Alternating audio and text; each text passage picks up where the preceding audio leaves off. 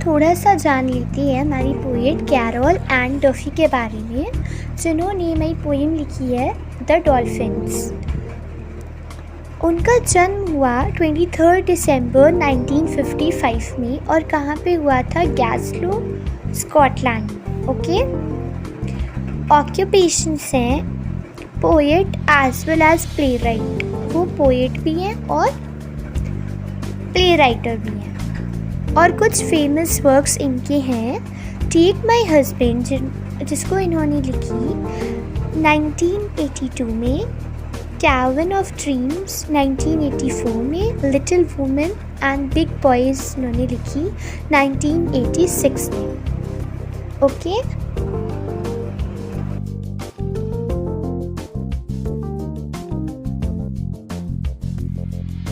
तो आज जो हम पोएम पढ़ने वाली हैं उसका नाम है द डॉल्फिन्स, जिसको लिखा है कैरोल एन डफी ने। तो स्टार्ट करते हैं इसका स्टैंजा वाइज एक्सप्लेनेशन।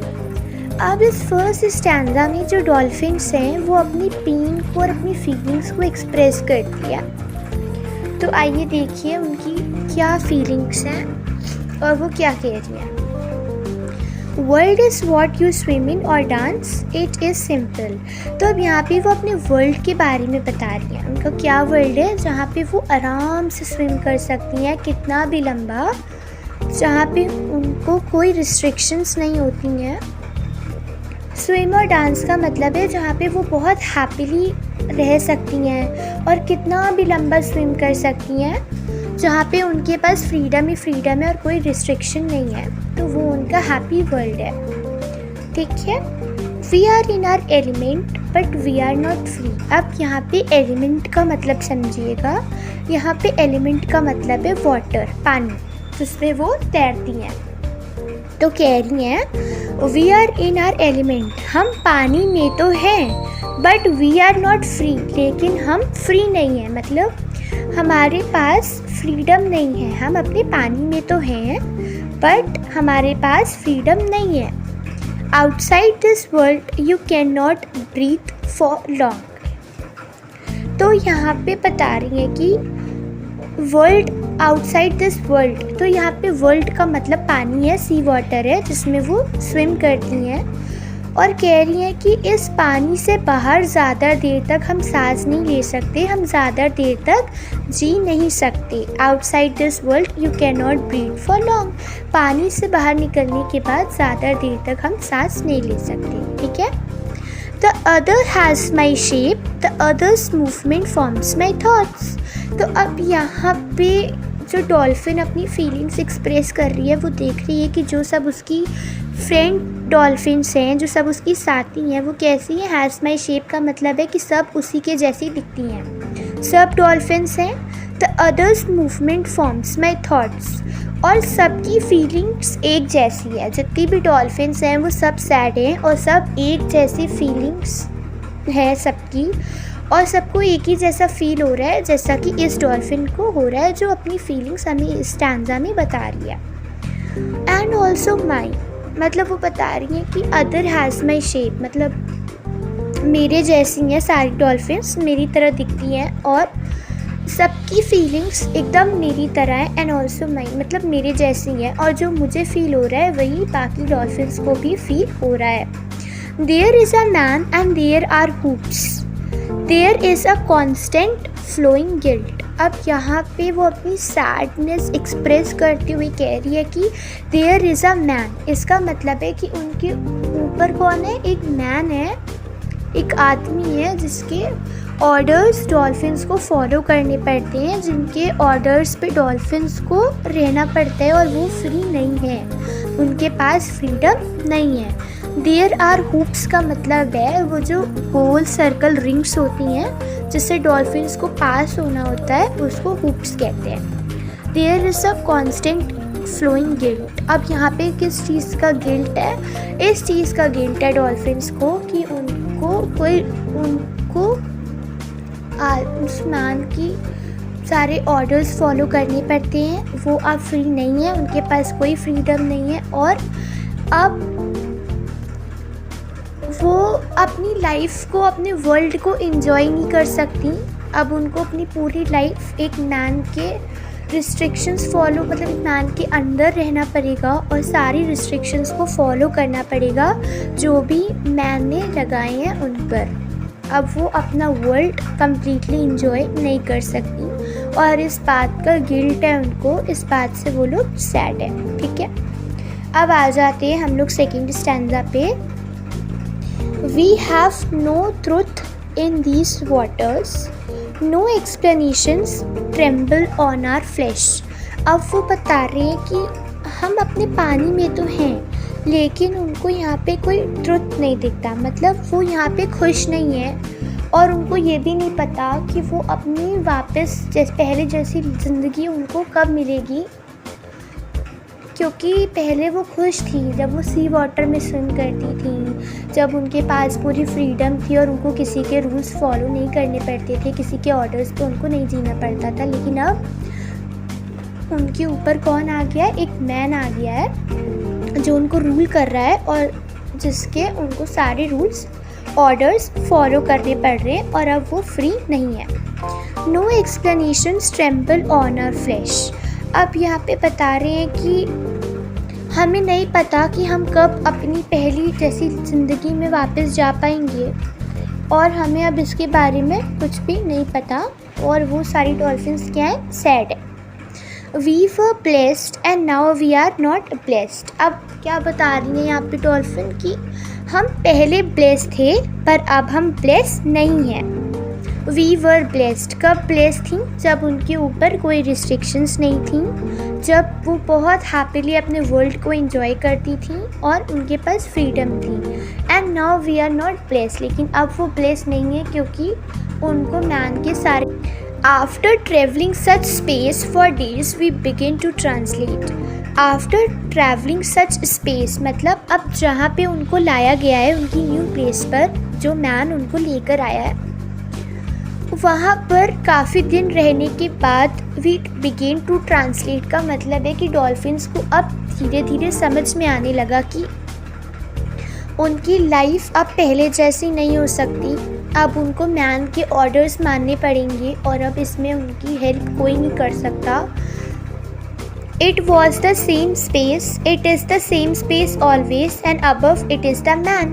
अब यहाँ पे डॉल्फिन्स बता रही हैं कि स्पेस तो सेम ही है, मतलब हम तब भी पानी में थे, हम आज भी पानी में हैं, लेकिन फ़र्क क्या है कि पहले डॉल्फिन्स फ्री थी, अपनी मर्ज़ी से कितना भी स्विम करती थी, खुश रहती थी, लेकिन तब उन पर किसी भी तरह की कोई रिस्ट्रिक्शंस नहीं थी। लेकिन अब भी वो पानी में तो हैं लेकिन वो खुश नहीं है क्योंकि उनकी फ्रीडम उनसे छिन गई है।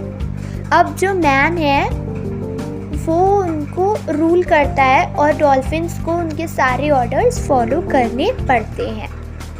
ठीक है, तो इस स्टैंजा में यही बता रही हैं डॉल्फिन्स कि हम पानी में तो हैं लेकिन हमें कोई ट्रुथ नहीं दिखता, मतलब हमको ये नहीं पता कि अब हम अपनी पहली जैसी ज़िंदगी, अपनी हैप्पी लाइफ कब जी पाएंगे। We were blessed and now we are not blessed. हम पहले कितने ब्लेस्ड थे लेकिन अब हम बिल्कुल भी ब्लेस्ड नहीं हैं क्योंकि अब हमें मैन के ऑर्डर्स एंड रूल्स को फॉलो करना पड़ रहा है। After travelling such space for days we begin to translate.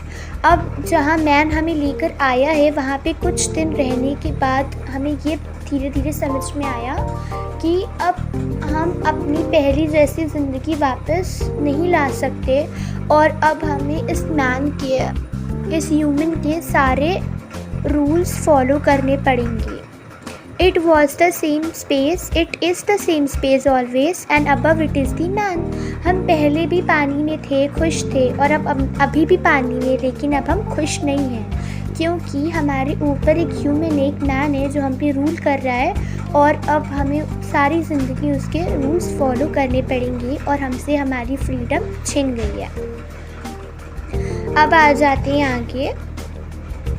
ठीक है, स्टार्ट करते हैं। And now we are no longer blessed for the world will not depend to dreaming. अब यहाँ पे फिर से डॉल्फिन्स अपनी सैडनेस, अपनी ग्रीफ को एक्सप्रेस करते हुए बता रही हैं कि and now we are no longer blessed, कि अब वो ब्लेस्ड नहीं हैं बिकॉज अब उनसे उनकी फ्रीडम छिन गई है। अब रिस्ट्रिक्शंस हैं उनकी लाइफ में और उनको खुद की मर्ज़ी से अब वो अपनी लाइफ नहीं जी सकती, अपने वर्ल्ड को एंजॉय नहीं कर सकती और उनको मैन के रूल्स फॉलो करने पड़ेंगे।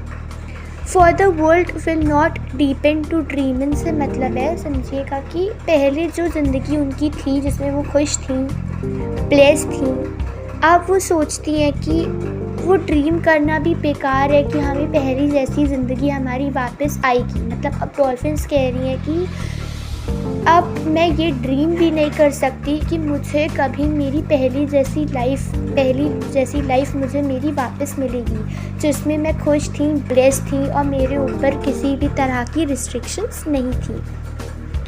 The other knows and out of love reflects me for myself, और कह रही है कि जो मेरे साथ की जो अदर डॉल्फिन्स हैं उनको भी यही लगता है, उनकी भी सेम फीलिंग्स हैं और हम एक दूसरे से अपना प्यार जताती हैं, एक दूसरे को सहारा देती हैं सारी डॉल्फिन्स, बिकॉज सब बहुत सैड हैं और एक दूसरे की स्टेट को समझ रही हैं। We see our silver skin flash by like memory of somewhere else. अब वो बता रही हैं कि जब अपने पहले वर्ल्ड में थी, जब वो सी वाटर में थी, तो जब उनकी स्किन पर जब सूरज की रोशनी पड़ती थी, सनलाइट पड़ती थी, तो उनकी जो स्किन थी वो शाइन करती थी और सिल्वर स्किन फ्लैश, मतलब जो उनकी सिल्वर स्किन थी वो उस पर रोशनी पड़ती थी तो वो शाइन करती थी और उनकी स्किन शाइनी लगती थी। और कह रही है कि अब हम वो सूरज की रोशनी भी दोबारा कभी नहीं देख पाएंगे और हमारी स्किन दोबारा कभी शाइन नहीं करेगी और ये भी अब हमारे लिए मेमोरी रह गई है, जो जैसा हमारे साथ पहला हुआ करता था कि जैसे हम पहले सूरज की रोशनी हमें मिलती थी अब तो कभी नहीं मिलेगी और वो सब मोमेंट्स हमारे लिए सिर्फ मेमोरी बन के रह गए हैं। ठीक है।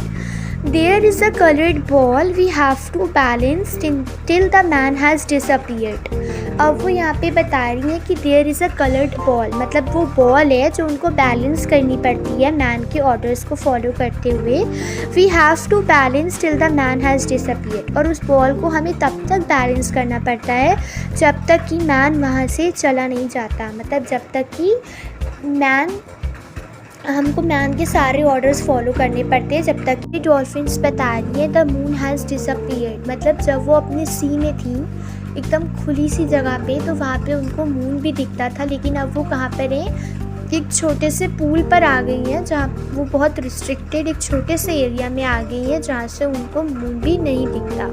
We circle well worn grooves of water on a single note, हमको उसी रिस्ट्रिक्टेड एरिया में तब तक तैरना पड़ता है जब तक हमको ऑर्डर्स मिलते रहते हैं। ऑन अ सिंगल नोट का मतलब है जैसे ही वो मैन उनको ऑर्डर देता है वो उनको फॉलो करना पड़ता है और उसी रिस्ट्रिक्टेड से पूल में, उसी छोटे से पूल में उनको तैरना पड़ता है। ठीक है।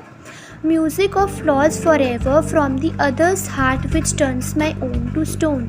म्यूज़िक ऑफ लॉज, यहाँ पे किसका लॉस, उनकी पहले जैसी ज़िंदगी का जिसको वो मिस करती हैं और जो इन सारी डॉल्फिन्स के लिए सिर्फ एक मेमोरी बनकर रह गई है। ऑफ लॉज फॉर एवर, मतलब अब यहाँ पे डॉल्फिन्स बता रही हैं कि अब हमारे इस कोई उम्मीद नहीं रही हमें कि अब हम अपनी पहले जैसी ज़िंदगी में वापस कभी जा पाएंगे, कभी ब्लेस्ड और हैप्पी हम फिर से हो पाएंगे। और जो मैं फ़ील कर रही हूँ वही बाकी सारी डॉल्फिन्स भी फ़ील कर रही हैं, उनकी भी सेम सिचुएशन है। और मैं जब भी ये सोचती हूँ कि ये हमारा हैप्पी वर्ल्ड हमारे लिए सिर्फ एक मेमोरी बन के रह गया है तो मेरे दिल को ये थॉट एक पत्थर बना देता है। इतना सैड हो जाती हैं डॉल्फिन्स जब वो ये सोचती हैं और रियलाइज़ करती हैं कि अब वो अपने उस हैप्पी वर्ल्ड में कभी दोबारा वापस नहीं जा पाएंगी। ठीक है। There is a plastic toy, तो प्लास्टिक टॉय से वही उनकी कलर्ड बॉल से मतलब है जिसको उनको बैलेंस करना पड़ता है मैन की ऑर्डर्स पर। There is no hope we sing to the limits of this pool until the whistle blows.